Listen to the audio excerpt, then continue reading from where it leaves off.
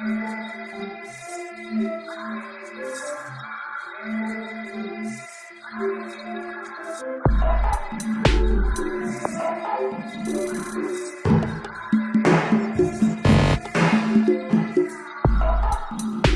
eu vou contar outra vez, porque é bom ficar repetindo as coisas, né? Porque toda vez que você conta de novo, você conta diferente.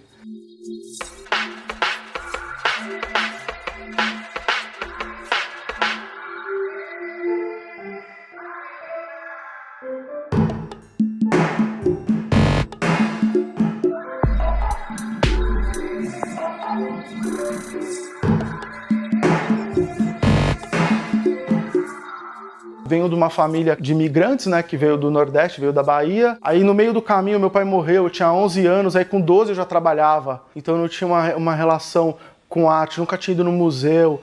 A única referência que eu tinha de arte, que era acessível a mim, era os hippies da Praça da República e os monumentos públicos da cidade. E aí eu tava nessas andanças no centro da cidade, tinha uma fila na Pinacoteca. Falei, caraca, tipo, é esse lugar.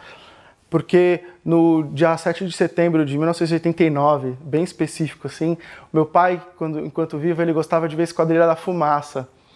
E aí a gente ia nos desfiles de 7 de setembro. E eu perguntei pra ele, pai, mas e esse lugar aqui, esse prédio, o que é isso? Ah, isso é um lugar que a gente não pode entrar. E aí passou isso aí depois eu falei, nossa, tem uma fila aqui, eu nunca entrei nesse lugar. E aí tinha um banner assim, ó, do Rodin, A Porta do Inferno. E eu, cara, é agora, é hoje. Hoje a gente vai desafiar esse lugar. Foi um choque. Eu fiquei encantado olhando aquelas esculturas. E aí eu pirei e falei, cara, eu vou fazer isso. Saí de lá, falei, não, agora eu vou ser escultor, vou trabalhar com bronze.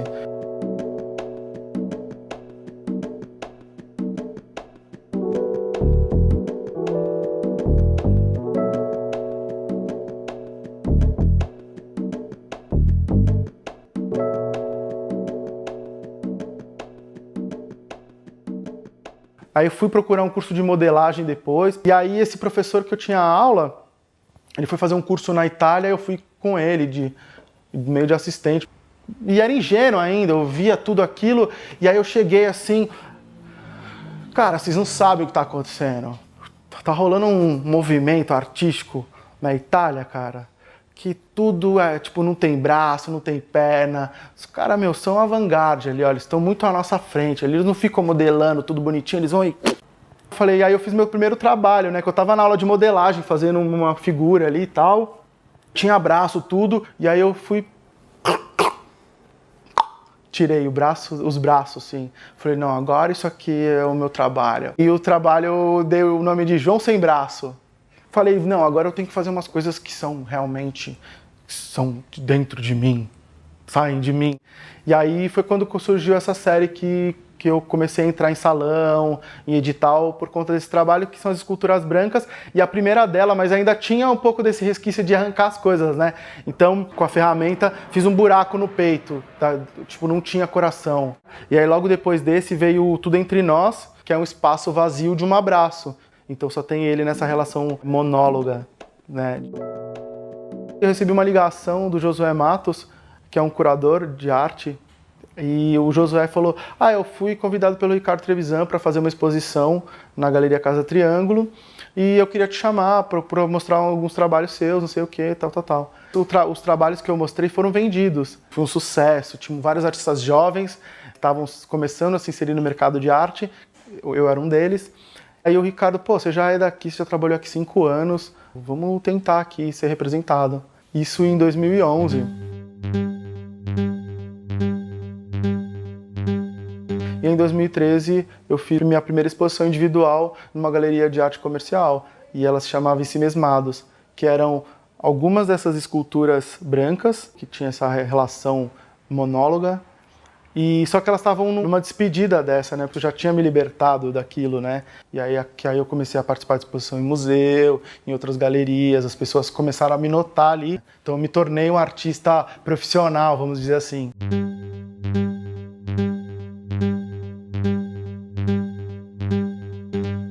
Eu costumo dizer que o meu trabalho é dividido em 3 pontos centrais, que é a narrativa ficcional, que eu invento histórias a partir de coisas que eu ouço e vejo que não são relacionadas diretamente a mim. Tem a narrativa pessoal, de que são coisas que eu realmente experimento e coisas que aconteceram comigo. E tem a narrativa histórica, que eu me aproprio de fatos históricos para criar uma narrativa do meu trabalho, que é muito presente nessa exposição que eu fiz em 2016. Precisar contar outra vez. Porque era a minha tentativa de criar novas narrativas, não de criar, mas de recriar novas narrativas da história brasileira. Aí dentro da exposição tem um trabalho que chama Amnésia, que ele fala, de certa forma, de um período de escravização, só que também ele fala de um processo de embranquecimento da nossa cultura, né? Da cultura brasileira, que ela é sempre pautada por uma visão eurocêntrica. Como um país colonizado, tem esses resquícios muito presentes na nossa cultura, né? E a gente não sabe de onde vem. E é uma herança escravocrata e colonizadora. Eu trabalho sempre com questões, não só da história oficial, mas da história da arte também. Então eu trabalho com símbolos e signos que são martelados assim, há muitos anos, né? Então tem essa relação do Davi e Golias. E aí o Golias nessa exposição e nessa recontagem de história é uma cabeça de um bandeirante de 2,80 m.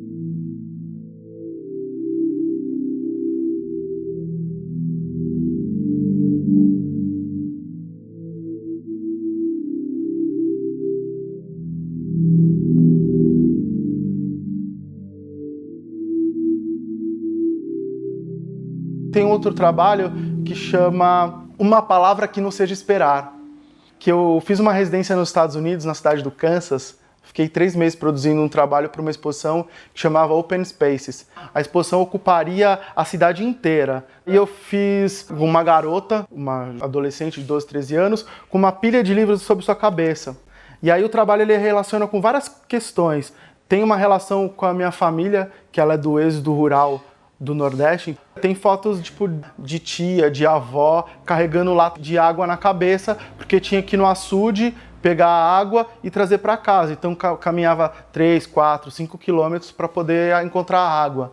E aí tem uma relação com as figuras também de aula de etiqueta do início do século XIX, que as meninas usavam livros para manter a postura ereta. E eu acredito que a educação também te dá isso. E aí tem também uma história com esse trabalho, com a história da Ruby Bridges, que foi a primeira criança negra a ir numa escola de pessoas brancas. Então, essa segregação ela foi quebrada ali, então começou a ter uma mistura. Então, o trabalho ele fala disso, desse trânsito, né, que o trabalho tem, de estar na frente de uma universidade, de ser uma menina negra. Então, qual o significado disso, né? Então, o trabalho é também essa representatividade, né? Então, de como essas imagens podem mudar as narrativas e criarem uma nova perspectiva de ver essas histórias, né?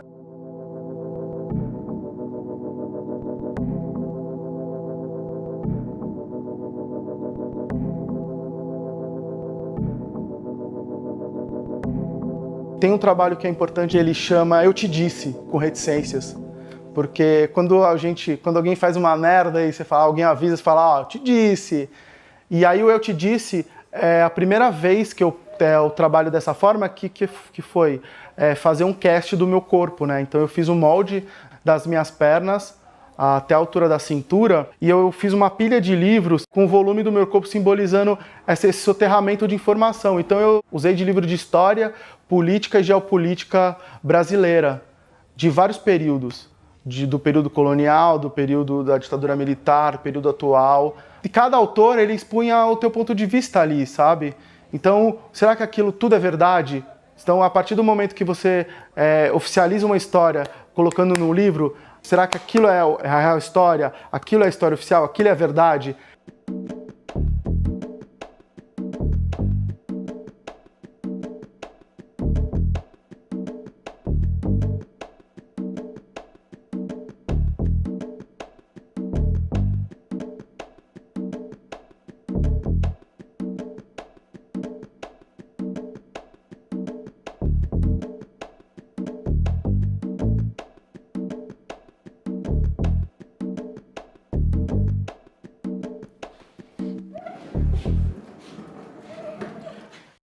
Tem essa escultura que está em processo, que são 2 meninas escrevendo na parede, porque eu tenho um trabalho que ele se chama sobre tudo, mas não sobre qualquer coisa, que é um trabalho de 2016. E esse aqui é um pouco na mesma linha, porque eu vou repetindo algumas coisas do meu trabalho.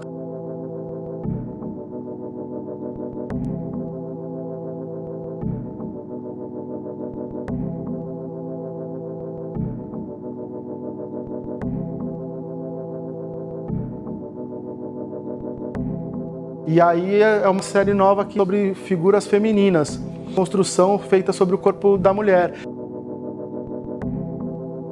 E tem esse trabalho que é novo desse período, né? Que chama Cansei de Aceitar Assim. E tem essa placa, esse sinal de stop. E aí ela tá numa posição meio de polidense, mas de bailarina, que também daí, cara, que ela tá sensualizando ali, é um direito dela, sabe? Eu entendi que aquilo era uma linguagem que eu poderia potencializar com algo mais a dizer. Não é só uma mulher parada, não é só mais uma escultura de um homem parado, uma anja, sabe? Um busto. Porque a nossa história ela é contada pelas imagens também. Porque se a gente for no museu, tanto no Brasil como fora, tá uma contação de história da evolução da humanidade.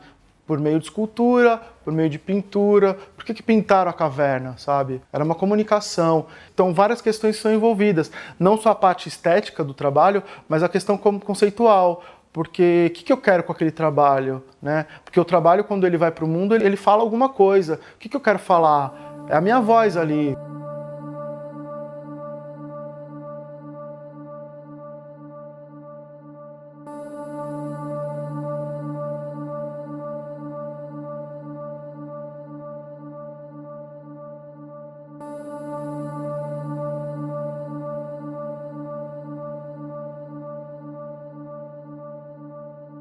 Então eu acho que é mais um diálogo de perceber isso, né? De como a gente pode melhorar no dia a dia, como a gente pode melhorar como ser humano, como pai, como esposo, como amigo, como amante, como artista. Então são questões que me preocupam bastante e me deixam... São combustível para o meu trabalho, porque são as minhas relações, né? Minhas experiências que vão dar um norte para a minha produção.